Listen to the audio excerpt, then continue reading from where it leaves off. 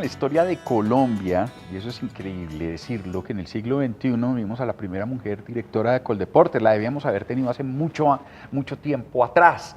Sin embargo, ya la tenemos y eso hay que celebrarlo.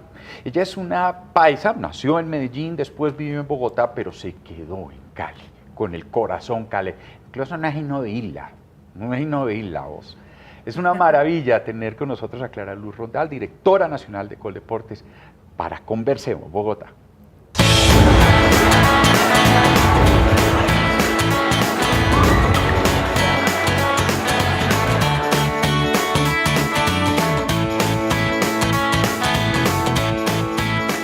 Bueno, te tengo champús, pero sí te tengo un cabecito.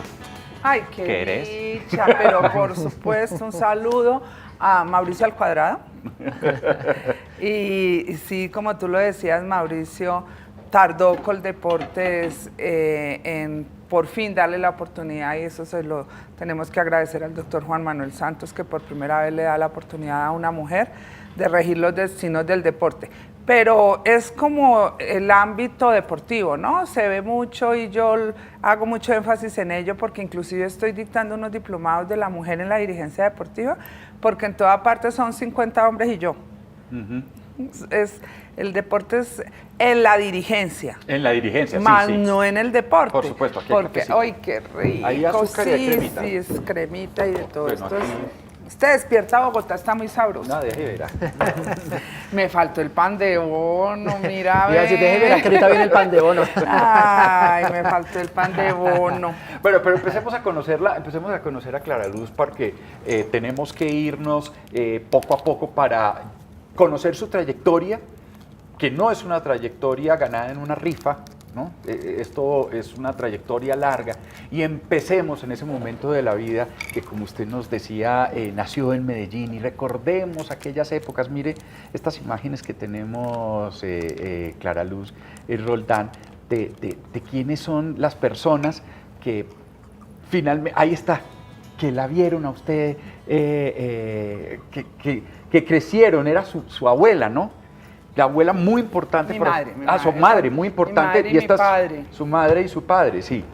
Mira esas fotos tan lindas de esas épocas, ¿cierto? Sí. Y mi papá pues era músico, mi papá fue director de la Estudiantina Colombia y fue del trío Morales Pino y fue la segunda bandola de Colombia, pero mi mamá, pues como siempre, una paisa de pura cepa, porque es así. Yo, como tú lo decías, me vine muy pequeñita, pero mi mamá sí, en mi casa se comió frijoles toda la vida, frisoles, porque en Antioquia se dice frisoles.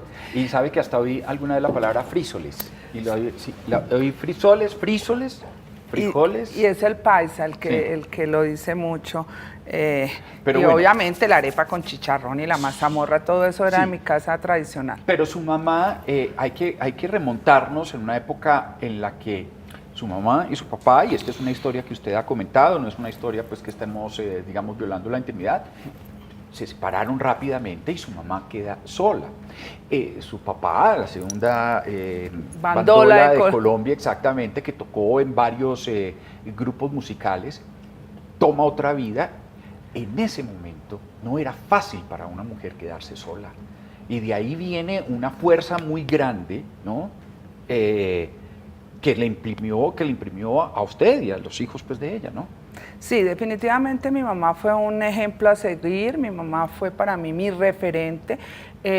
Yo pues lo digo mucho, la vi trabajar muy duro para sacarnos adelante, éramos dos hermanos, de ella aprendí y me enamoré del servirle a los demás, porque ella, todo el que la llamaba, yo creo que muchos que están viendo este programa y en esa época que vivimos aquí en Bogotá, la recuerdan porque era como una mamá para todo el mundo, y en todas las empresas que trabajaba la querían muchísimo. Pero es eso, o sea, fue como el ejemplo de verla trabajar siempre, de verla sacarnos adelante duro, como cuento yo. O sea, ella hizo el esfuerzo hasta que terminé bachillerato, pero ya terminando bachillerato en el último año, cuando iba a arrancar el último año, me dijo: hija, ya yo te puedo pagar bachillerato, pero universidad no te puedo pagar, entonces toca que entres a estudiar secretariado para que salgas secretariado, sí, señor. a trabajar y estudiar. Entonces sí, o sea, nos dio todo lo que pudo dentro de sus posibilidades,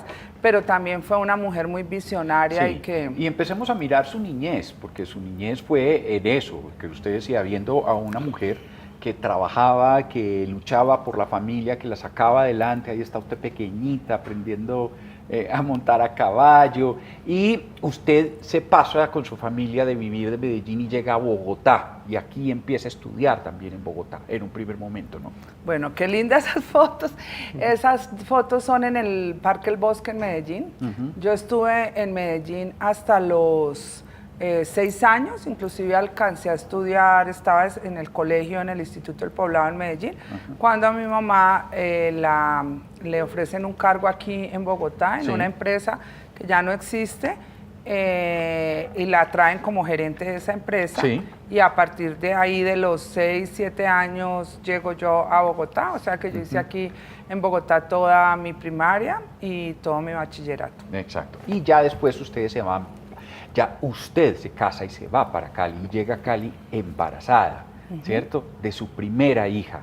Y es en Cali donde usted empieza a tener, bueno, y recuerda a sus amigas del colegio, que además son amigas con las que usted se reúne todo el tiempo, ¿no? Se reúnen 4 veces al año. Uy, no, pero qué investigación exacta. Sí, somos 4 amigas que desde el colegio, que es muy difícil ver que se mantengan amistades. Ya las hay reunidas. Ahí estamos. Hace poco ese fue como el antepenúltimo cumpleaños que celebramos. Las 4 nos reunimos para celebrarnos el cumpleaños. Y trato, cuando no estoy aquí, sino que estoy ya pues en Cali, tratamos de ver cómo coincidimos y nos reunimos. Pero sí, es una amistad de toda la vida y nos apreciamos y nos apoyamos muchísimo. Bueno, y usted empieza entonces, como le decía su vida, su mamá le dijo, le toca estudiar secretariado en las noches, usted estudia secretariado en las noches, y para empezar a pagarse su universidad, antes de que en ese entonces Peldarla ayudara, usted empieza a trabajar en Ahorra Más, ¿no? En Colpatria, en el edificio Colpatria, aquí lo ve uno.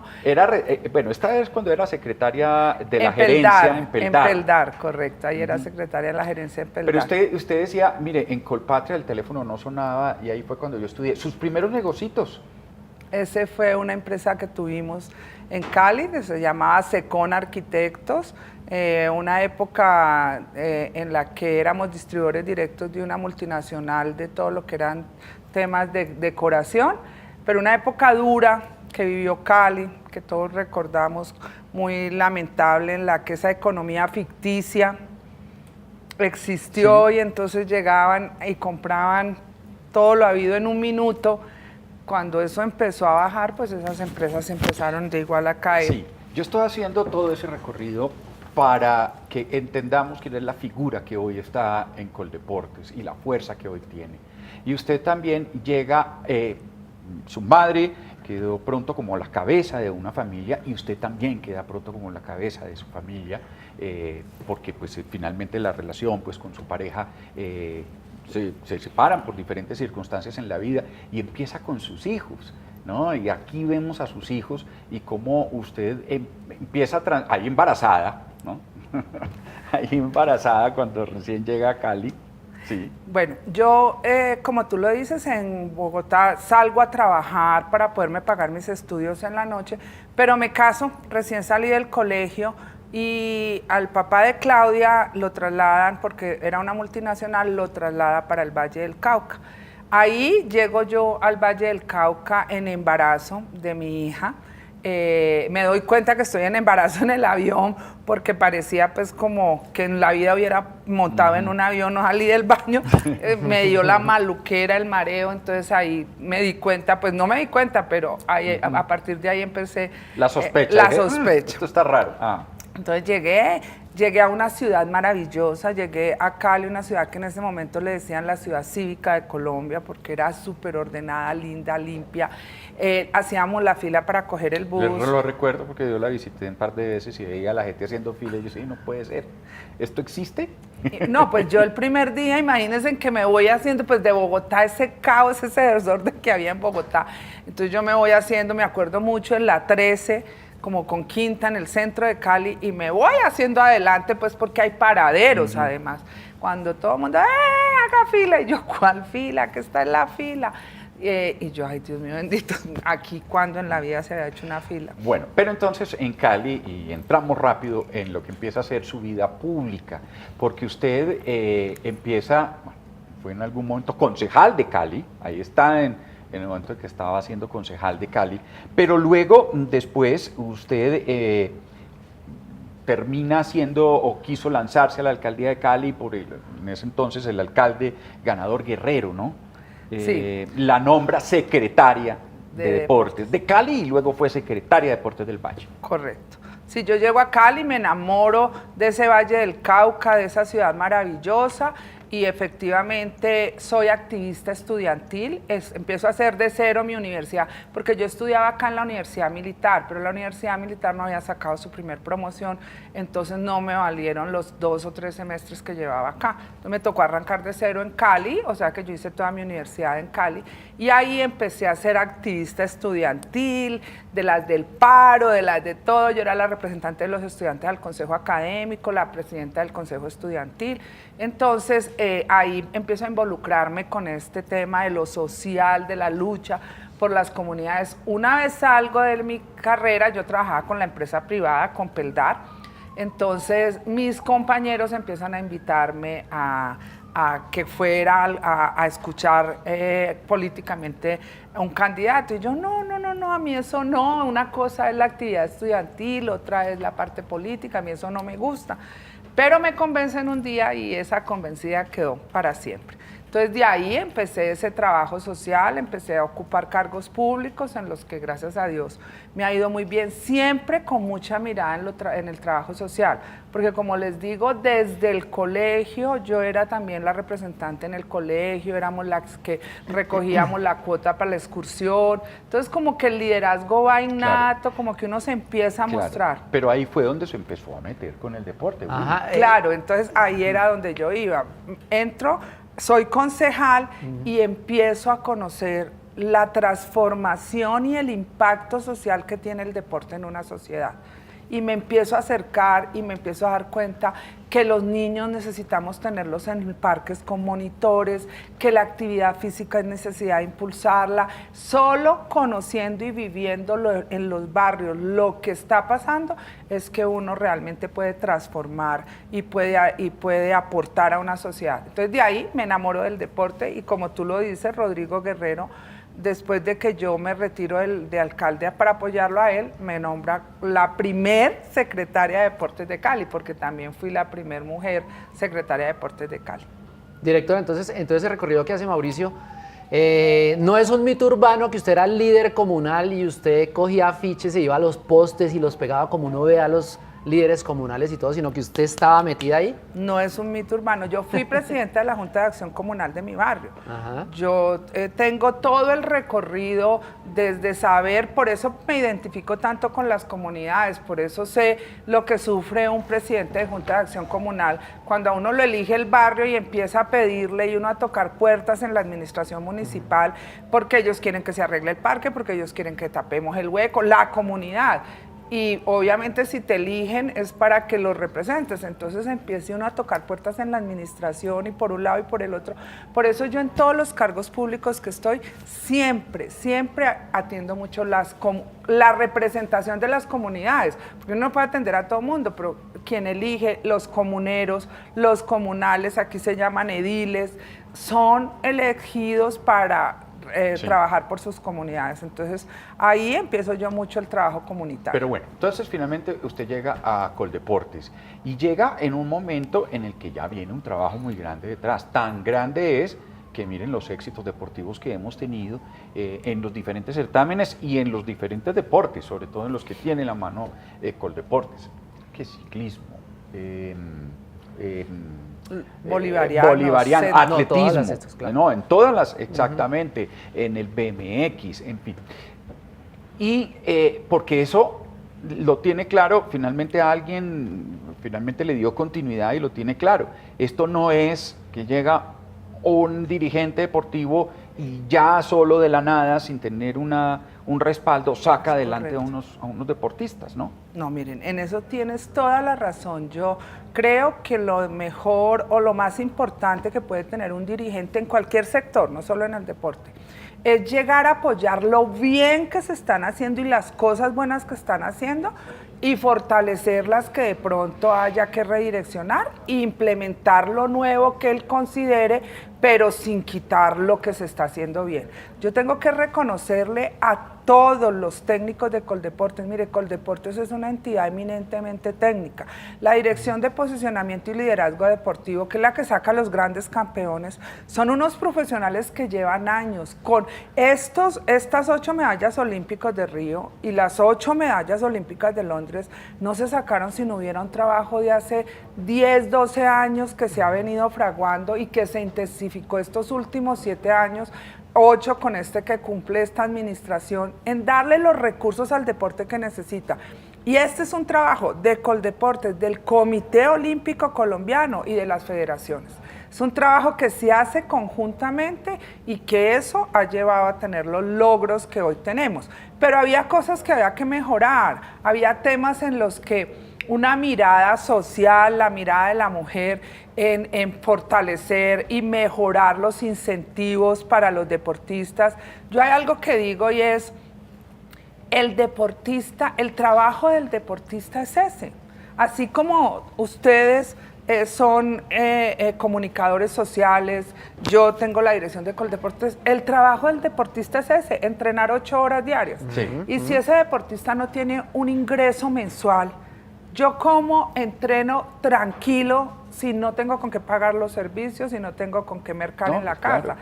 Entonces a los deportistas había que mejorarle los ingresos. Nos decía Fran Carreño cómo, pues efectivamente, él llegaba a una competencia internacional y le decía, mire, a mí me pagan no sé cuánto, le decía a alguien de afuera, dinero para que yo solamente me preocupe por el deporte. Y aún así, nuestros deportistas obtienen medallas. Directora, mire, la hemos visto muy sonriente últimamente en grandes cosas y que nos han salido muy bien en el país. Sabemos que usted recibió un reconocimiento en la gobernación del Magdalena porque lo que fueron los Juegos Bolivarianos fueron un éxito, las obras que quedaron, etcétera. La vi muy sonriente usted con Alberto Contador allí en la carrera La Oro y Paz, 2.1. que la 2.1 también nos salió Un éxito. fenomenal.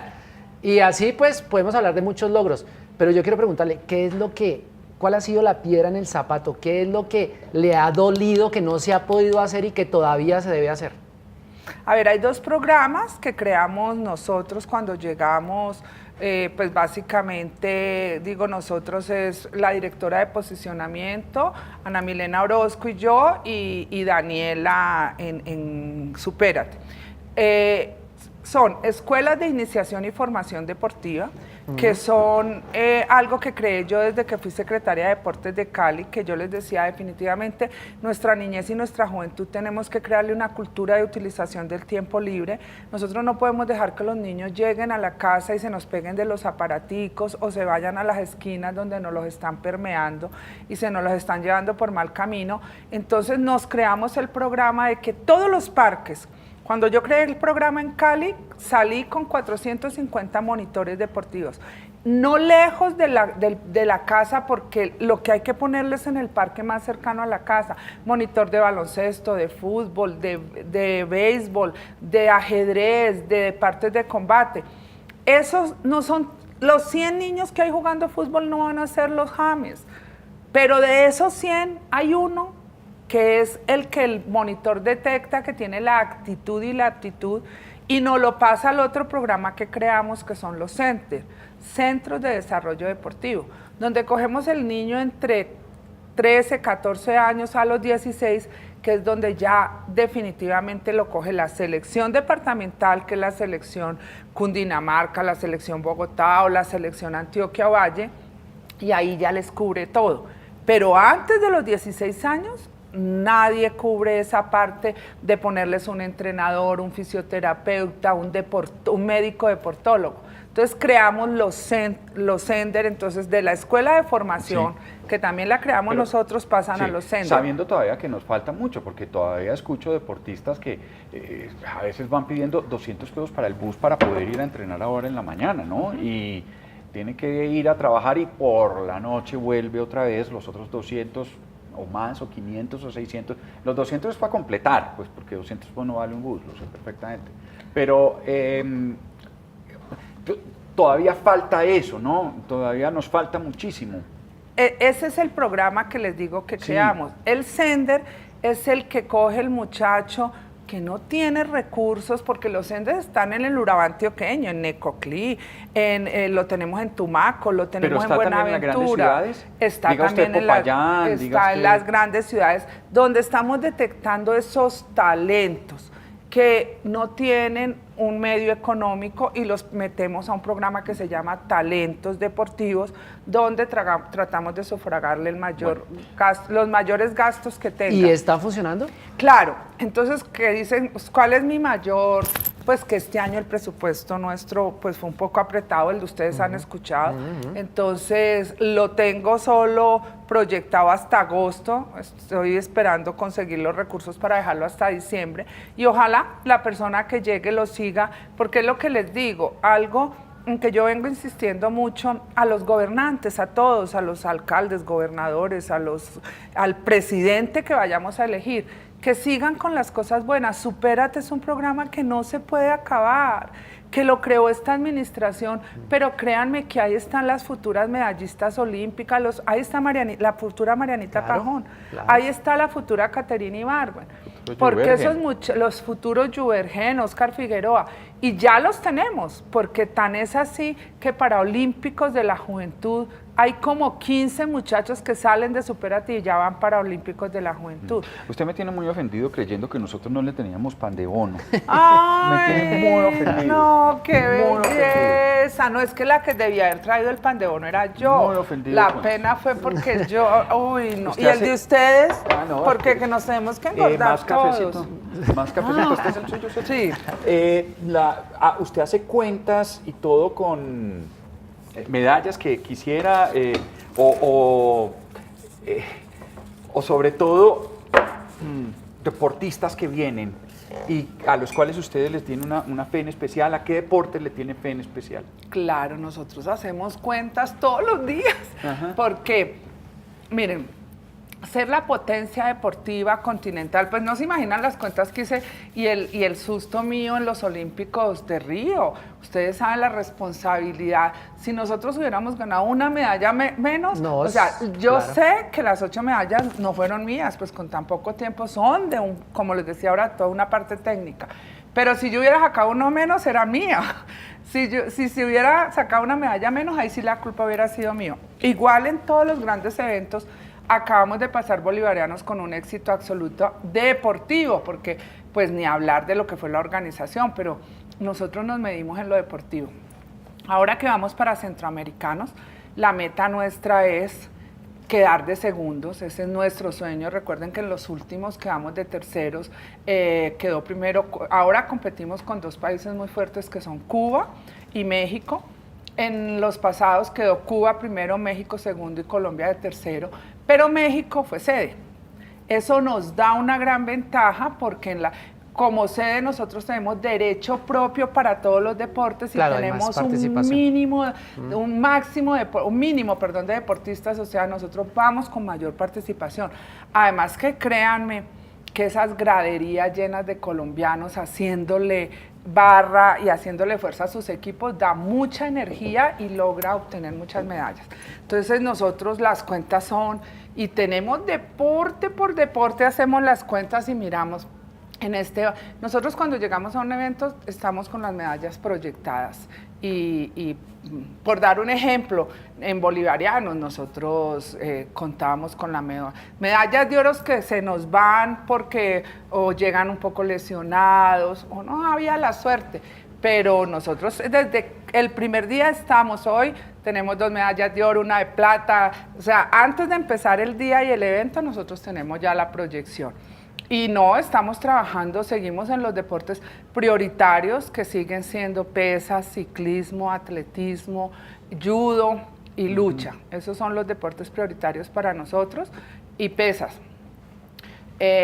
Y seguimos trabajando en ellos, inclusive los incentivamos y empezamos a trabajarlos en Supérate. Boxeo no estaba en Supérate y lo incluimos en Supérate porque ya sabemos que es un deporte en el que estamos dando grandes resultados. Directora, a ver, un tema que siempre ha sido espinoso. Ustedes acaban de visitar Barranquilla, pues tenemos los Juegos Centroamericanos y del Caribe ya aquí nomás, porque tenemos que decir lo que tiene que... Esto ya es aquí nomás. Ay, sí. Que las obras avanzan muy bien. Para los bolivarianos las obras estuvieron maravillosas, se entregaron casi en su totalidad, era parte de la gobernación el estadio, que fue el único que como que no terminó. Directora, pero ¿qué hacer para que estos escenarios no se llenen de maleza, de pasto, se acaban, las gobernaciones empiezan a decir no lo podemos abrir porque nos cuesta un cojonal de plata, no podemos mantener la pista de atletismo porque eso nos cuenta y a nosotros con el deporte no nos da plata, no podemos no sé qué, y entonces toda esa inversión, todo ese dinero que se fue para los escenarios, resulta que los escenarios no se mantienen y como no se mantienen, los deportistas de base, que ya acabamos de hablar, no los utilizan. Entonces, ¿qué hacer para que esas obras en las que se invierte tanto dinero no se queden simplemente para los 15, 20 días de celebración de los Juegos y después se acabó todo?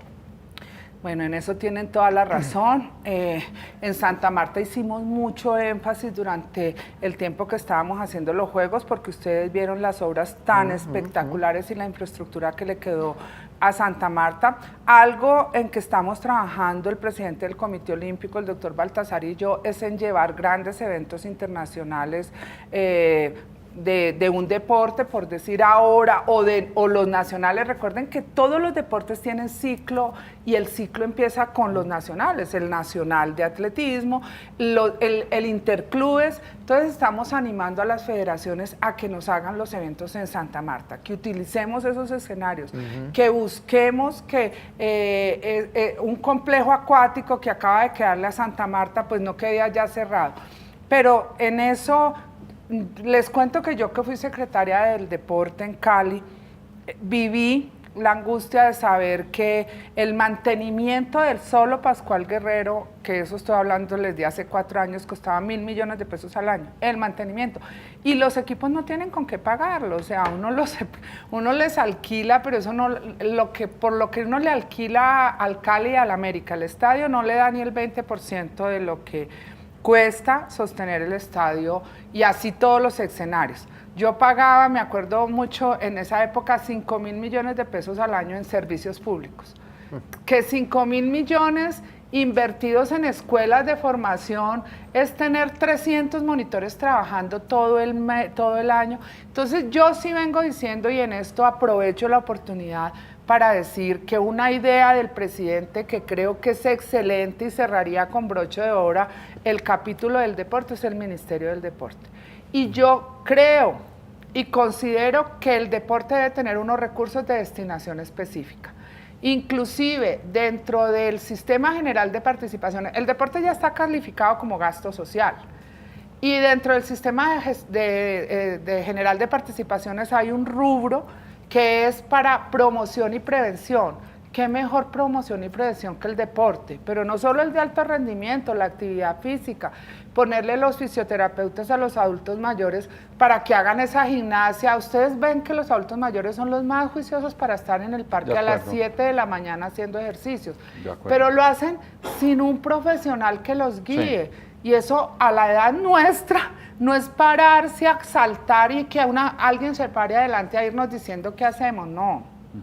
Ellas deben tener fisioterapeutas.